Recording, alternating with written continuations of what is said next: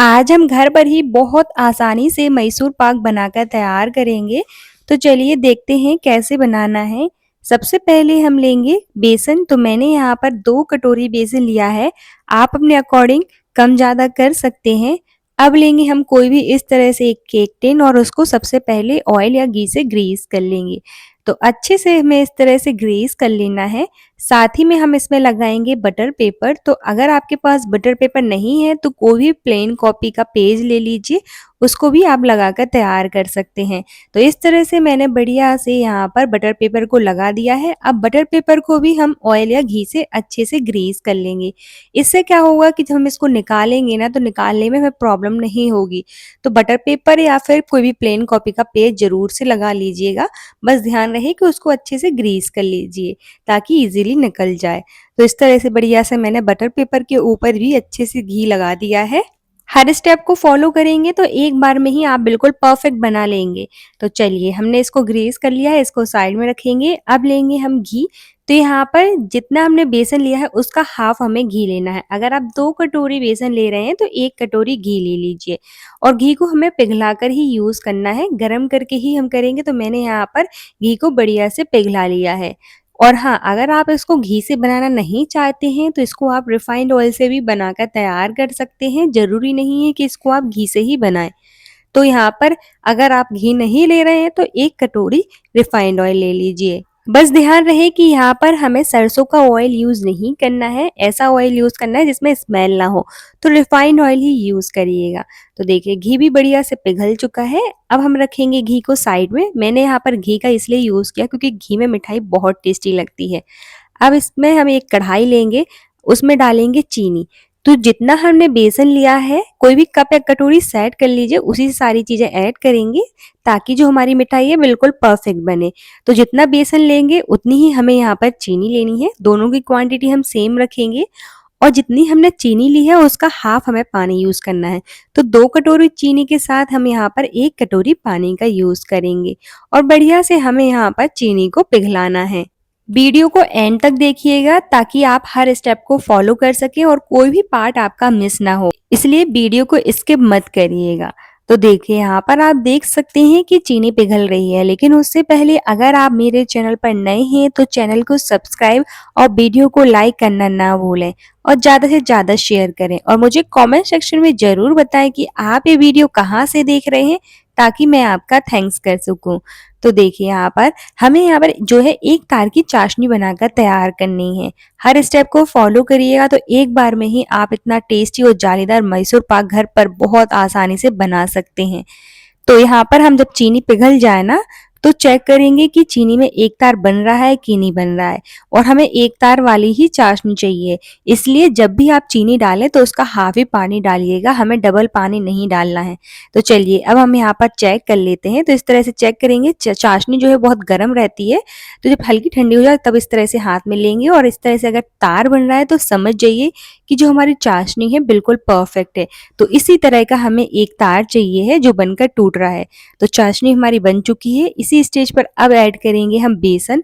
तो बेसन हमने जो 2 कटोरी रखा था उसको हम डाल देंगे, एक ही साथ डाल देंगे और अच्छे से इसको मिक्स करते रहेंगे। इस स्टेज पर हमें गैस का फ्लेम लो ही रखना है और इस तरह से चलाते रहेंगे। अच्छे से मिक्स कर लीजिए ताकि बेसन में लम्स ना रहे। आप थोड़ा थोड़ा करके भी डाल सकते हैं। बस इस तरह से हमें अच्छे से उसको पकाते रहना है। बहुत से लोगों के साथ ऐसा होता है जब भी वो मैसूर पाक बनाते हैं तो उसमें जाली नहीं बनती है। तो आज मैं आपको सारी टिप्स और ट्रिक्स बताऊंगी जिससे आपकी मैसूर पाक में जाली भी बनेगी और एक बार में ही आप परफेक्ट बना लोगे। तो देखिए हर स्टेप को फॉलो जरूर करिएगा। अगर आप वीडियो को स्किप कर रहे हैं तो कुछ पार्ट आप मिस कर सकते हैं, इसलिए स्किप मत करिएगा।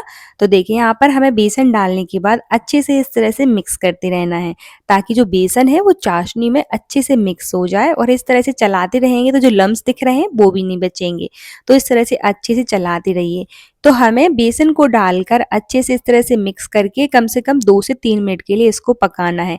तो लो टू मीडियम फ्लेम पर पकाएंगे और ध्यान रहे कि इसको बनाने के लिए आप या तो कोई मोटी तले की कढ़ाई लें या फिर इस तरह से नॉन स्टिक कढ़ाई लें, ताकि बनाने में ज़्यादा प्रॉब्लम ना हो।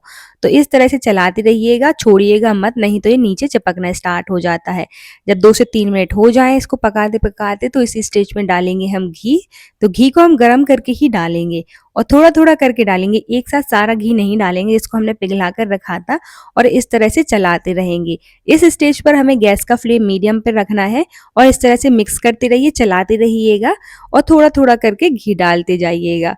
और हाँ, अगर आपने यहाँ पर 1 कटोरी बेसन लिया है तो उसके साथ हमें 1 कटोरी ऑयल या फिर 1 कटोरी घी की ही ज़रूरत पड़ेगी। ज़्यादा घी या फिर ज़्यादा ऑयल की ज़रूरत नहीं पड़ेगी, हाफ़ ही लेना है। बस याद रहे कि जब हम डालें ना इसमें ऑयल या घी डाल रहे हैं, जो भी आप यूज़ कर रहे हैं, तो वो गरम होना चाहिए। गरम में डालेंगे तो अच्छी से जाली बनकर तैयार होंगी। तो बस इस तरह से हमें चलाते रहना है उसको और पकाते रहना है। इससे क्या हुआ कि जाली बनेगी और गैस का फ्लेम हम हाई रखेंगे और कंटिन्यूअसली चलाते रहेंगे, छोड़ेंगे नहीं, नहीं तो ये नीचे से जलना स्टार्ट हो जाता है। तो देखिए यहाँ पर मैंने थोड़ा-थोड़ा करके डाला है और धीरे-धीरे इसमें जाली भी बन रही है। आप इसको हाई फ्लेम पर पकाओगे ना और डालते जाओगे, तभी तो जाके इसमें जाली बनेगी। यही वाला स्टेप है जो आपके पाक में बिल्कुल जाली बनाकर तैयार करेगा, इसलिए इस स्टेप को अच्छे से करिएगा ताकि आपके मैसूर पाक में जाली बनकर तैयार हो और बिल्कुल मार्केट जैसा बने। तो इस तरह से चलाते रहिए, घी डालते जाइए और इस तरह से जाली उसमें बनती जाएँगी। तो यहाँ पर आप देख सकते हैं और बेसन भी बढ़िया से अच्छे से भुन जाएगा। आपको लगेगा कि हमने कच्चा बेसन का यूज़ किया है, लेकिन आप इस तरह से डालोगे ना घी या फिर ऑयल को बेसन के ऊपर, तो ये अच्छे से भुन जाएगा, पक जाएगा, बिल्कुल कच्चा नहीं रहेगा। तो इसी तरह से ही मार्केट में हलवाई बनाकर तैयार करते हैं। तो आप भी इस तरह से बनाइएगा तो आपका जो पाक है बिल्कुल परफेक्ट बनकर तैयार होगा। तो देखिए मैंने यहाँ पर अब सारा घी डाल दिया है, धीरे-धीरे करके डाला है, एक साथ मत डालिएगा और जाली भी यहाँ पर आप देख सकते हैं कि बन रही हैं। तो इसी तरह से चलाते रहिए, हाई फ्लेम पर ही हम चलाते रहेंगे ताकि इसमें अच्छे से जाली बने। हाई फ्लेम पर ही जाली बनेगी, लो फ्लेम पर जाली नहीं बनेगी। अगर आप लो फ्लेम पर इसको पकाओगे ना तो ये बिल्कुल बर्फी की तरह बनकर तैयार हो जाएगी। अब इसी स्टेज पर हम फ्लेवर के लिए डालेंगे थोड़ा-सा इलायची पाउडर, तो ये बिल्कुल ऑप्शनल है, अगर आपको पसंद नहीं है तो स्किप कर सकते हैं। और यहाँ पर आप देख सकते हैं कि मैंने नॉन स्टिक कढ़ाई में बनाया था तो ज़्यादा परेशानी नहीं हो रही है, क्योंकि ये चिपकता ज़रूर है इस तरह से। तो कोशिश करिए कि नॉन स्टिक कढ़ाई में बनाएं या कोई मोटे तले की कढ़ाई में बनाएं। और देखिए यहाँ पर जाली बन गई है, तो इसी स्टेज तक हमें इसको पकाना है और तुरंत ही हमें इसको ट्रांसफ़र कर देना है केक टिन में, जिसको हमने ग्रीस करके रखा था। तो किसी भी बर्तन में आप इसको सेट कर सकते हैं, कोई थाली ले लीजिए और अच्छे से पहले उसको ग्रीस कर लीजिएगा। तो ये काम जो है आप पहले से ही करके रख लीजिएगा और तुरंत हम इस तरह से ट्रांसफ़र करके अच्छे से स्प्रेड कर देंगे। अच्छे से सेट करके इसको हमें ठंडे होने के लिए छोड़ देना है। तो इसी तरह से हम छोड़ देते हैं कम से कम 1 घंटे के लिए, उसके बाद ही हम इसको कट करेंगे। तो देखिए यहाँ पर बढ़िया से बहुत जालीदार बनकर तैयार हुआ था और खाने में तो बहुत टेस्टी लगता ही है, तो एक बार ज़रूर बनाइएगा। तो जब ठंडा हो जाए तो हम इस तरह से डीमोल्ड करेंगे, ईज़िली डीमोल्ड हो जाएगा क्योंकि हमने इसमें बटर पेपर लगाया था और इस तरह से बटर पेपर निकाल कर हम उसको बढ़िया से कट कर लेंगे। तो कट करने में आपको थोड़ी-सी प्रॉब्लम होगी, ये हार्ड कटेगा, लेकिन ये बिल्कुल जालीदार बनकर तैयार होता है, तो ज़रूर से बनाइएगा, आपको बहुत पसंद आएगा। मिलते हैं आपसे नेक्स्ट वीडियो में। Thank you for watching.